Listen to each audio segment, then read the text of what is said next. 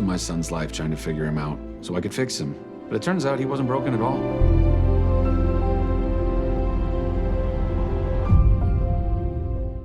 John, how you doing today? My name is Niger Chambers. I'm from Big Go Belt Media. Really been waiting to talk to you, but super excited to talk about your latest project, The Unbreakable Boy, which is going to be releasing in theaters February 21st. How you doing today, my friend? I'm doing great. How are you doing today? I'm good. I'm good. And why I've been so excited is because I have just been a fan of your work uh, for so long now, and this goes back to Jesus Revolution, to Ordinary Angels, and now this project.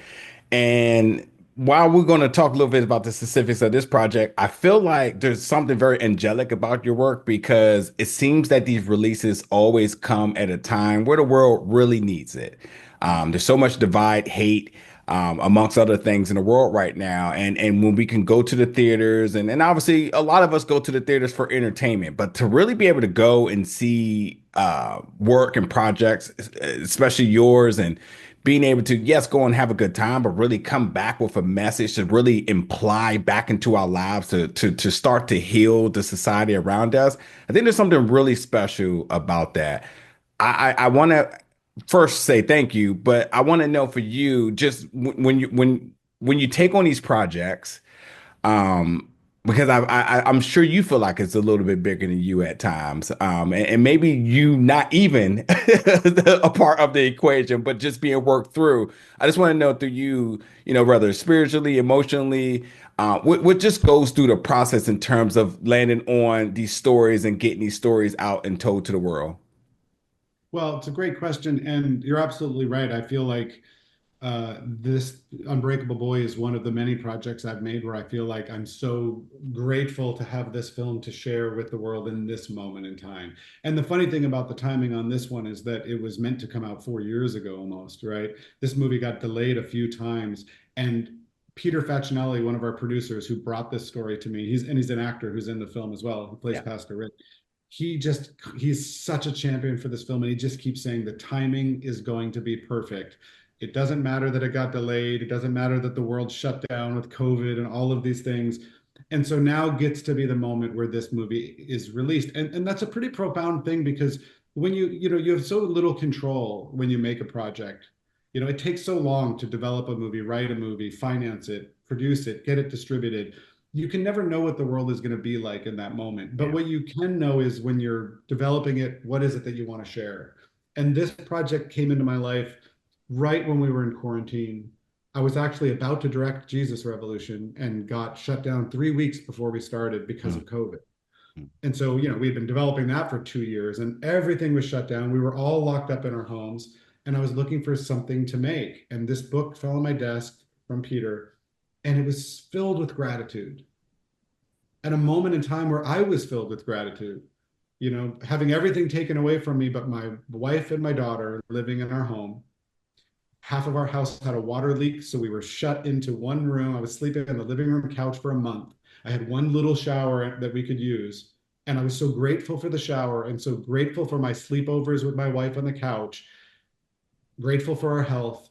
And then this book was a book about all these struggles that this family was going through who found gratitude through the eyes of their child. And so I loved that message, the joy of writing it, the joy of meeting this family, and the joy of making this movie. It took me out of quarantine and sent me for the first time into the world on an airplane during quarantine and COVID to Oklahoma. And I met the most wonderful people who are all dear friends of mine, the actors, the crew. So it's been a joy from beginning to end. And I'm, as you said, in a time right now of so much hostility and toxicity in the world. I'm delighted to be a person offering this story up, a story of grace and gratitude and joy and whimsy yeah. in the midst of real struggles. You Yeah. know, not Yeah. not denying the real struggles, but Yeah. celebrating that every day can be the best day of your life Mm. if you allow it. Absolutely, absolutely. Thank you so much, John, for that. And another thing too is just because like I also feel like in terms of how media works, a lot of the negative stories are on the forefront all day, every day. And you continue to derive these stories with truth and obviously based on true stories or inspired by true stories and bringing them up to the point that like we realize that they're must be a big bank of these stories, still so much left to be told. I'm kind of wondering now, and I know you said Peter brought this one to you, but looking back at the other ones, sort of how do you sort of navigate through everything that's always in the forefront to really dig deep and find these stories that need to be out there and told? Yeah, it's funny. Again, like I talk about how little we control these things, and I feel like stories come at you in different times. And, sometimes people will come to me and say, "Oh my gosh, this is an incredible story. You have to tell it." And I'll look at it and I'll just go, "I don't feel connected to that story." I Mm, don't think I'm the person to tell that story. And other mm, times something grabs you. Um, and so I try to look for the ones that grab me. Funny enough, like American Underdog is a great example. Kurt Warner's story. I'm not a football guy at all. Like I know yeah, very little about football. And so when this story came to me, it was like, but I love sports movies. And we all love the underdog story. We all love the average person finding an opportunity and the struggles that he went through as a family man, as a yeah. person, I found so compelling. And my brother's a huge sports fan. So I told him, I'm like, I think I'm going to work on this story about a guy who played football and worked at like a grocery store. I don't even remember what his name is. He's like, Kurt Warner, everybody knows Kurt Warner's story. So that one grabbed me so much, even though I'm not a guy that's necessarily drawn to sports. I love the heart and soul of his story. So I always look for the ones that feel like they have something that I have something that I can offer, a point of view, a perspective, something that I think as a filmmaker I can bring to it. Yeah. And that's where I start. Yeah. I also want to talk about your collaborators as well. Obviously, Kingdom Story Company and Lionsgate, who has been nothing but, I would assume, great partners with you because beyond just the releases and whatever it takes to get a film out, there's always a lot of I almost want to say like community work done around these films. One that jumped out to me recently was Zachary's work in terms of promoting the film to get an opportunity to go to the premiere and so on, which was donated by himself and Lionsgate. And we've seen Kingdom Story Company always being in the forefront of giving opportunity to the less fortunate each and every time for each and every film that has come out under their label, and obviously you being attached to it. Talk about because a lot of folks, and as a filmmaker better than anybody else, it's a struggle to get to the finish line. But once you cross it, some people kind of hang it up, and you all get back to work. I want to Yeah. know what it's like to be, and I would like to call overtime when it comes down to getting these projects done.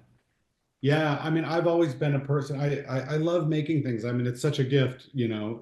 This was my dream to make movies for a living, and so getting to do it, I genuinely do it because I love it. And it is a challenge all the time. Movies don't want to get made, and you have to fight against so many circumstances. And so I always believe in having a lot of things going because you never know which one's going to take off. And I think I like to partner with people that have that spirit, that tireless spirit of like, let's just keep going, keep going, keep Mm, going. And it feeds me. And a lot of times people ask, like, how can you work on so many things at once? But I think for a lot of people who are filmmakers, we understand like it's cool sometimes to be in post-production on a project while you're just dreaming up the next one, or to be stuck in the writing process on one, and then that can be inspired by the fact that you're in production on another one. And the different stages of that process can feed the other ones that you're in. And also just because I learned early on not to have all my eggs in any one basket. So sometimes my wife thinks I'm too tireless with it, but I love getting to do it, and I do feed off of the energy of it. And because it's such a collaborative thing we do, every different project has a different group of collaborators, and I love feeding off of that as well. I absolutely, my friend. One of the themes of this film is something that, and I talk about seeing these films and being able to take something out from it is when we talk about breaking, it's always attached to something negative. If you broke a Yeah. glass, it's like, oh man, I got to get another one and it's more money, da da da da da. Or if you say, oh, you're broken and you looked at it in a certain capacity here. But I love how and it's really beautiful coming through the words of Austin played by Jacob is breaking could be a good or a bad thing and I was like what does this young man mean but Yeah. obviously by this time of the film I truly understand and I can feel what he's saying here. I want to know for you and everything you've accomplished and to this point of the release of this film with a statement like that breaking could be a good or a bad thing, how does that resonate with you? I mean, I think it's so crucial because we all know that if you have the gift of living a long life, it's going to come with all kinds of pain, right? Sometimes things are going to break, right? And in the moment, that can feel really bad. But when you look back, often you can say, well, it's a good thing. Sometimes a high school football star breaks his leg and becomes an actor because of that and has an incredible career as an artist that they never would have had. Mm, Other times it's just the fact that the pains and struggles that we all go through help shape who we are. And the scars that we carry with us become the specificity of who we are as people. And I loved that about a story that's called The Unbreakable Boy. That's about a boy who has brittle bone disease, so he breaks often, but he can still find optimism and positivity and exuberance in his life despite those pains. And that can be such an inspiration because a lot of times we can find ourselves complaining over small things. And mm, funny enough, during COVID, when I wrote this story, my plumbing broke and it brought me the gift of being in this sort of like confined space with my family in a way I wouldn't have, with my daughter at a yeah. moment in time when I got such special memories.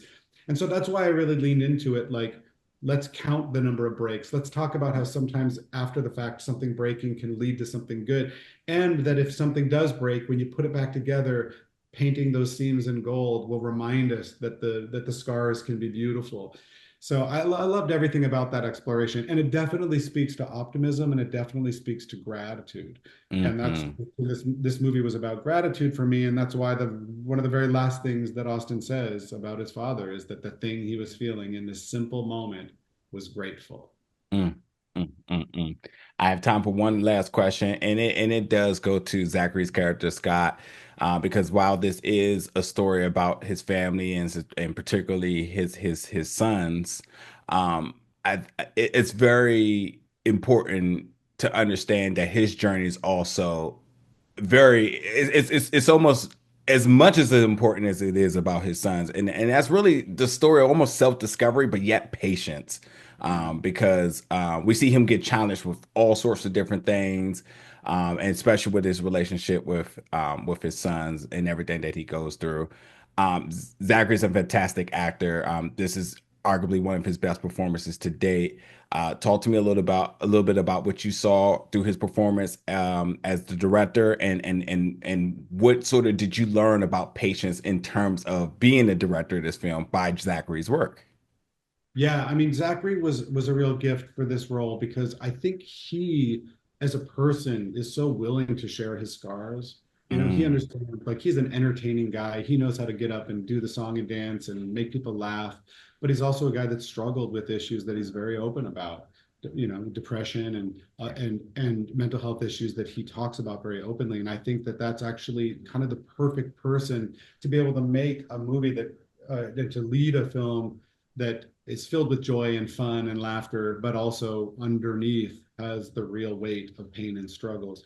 And so that was a real gift. And the patience part of it has, I mean, this whole movie has been about patience for us. yeah. It's funny, he has as a character in the story, he talks about being ambitious, you know, and sometimes an ambitious person we admire because they're always looking to the next thing.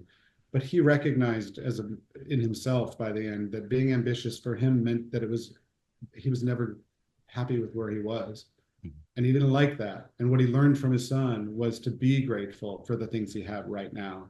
And that involves having a certain amount of patience for, doesn't matter when the next thing's going to come or when that dream is going to be fulfilled. What's important is to live in the moment that you're in right now. And as Austin says, every day can be the best day of your life, you know?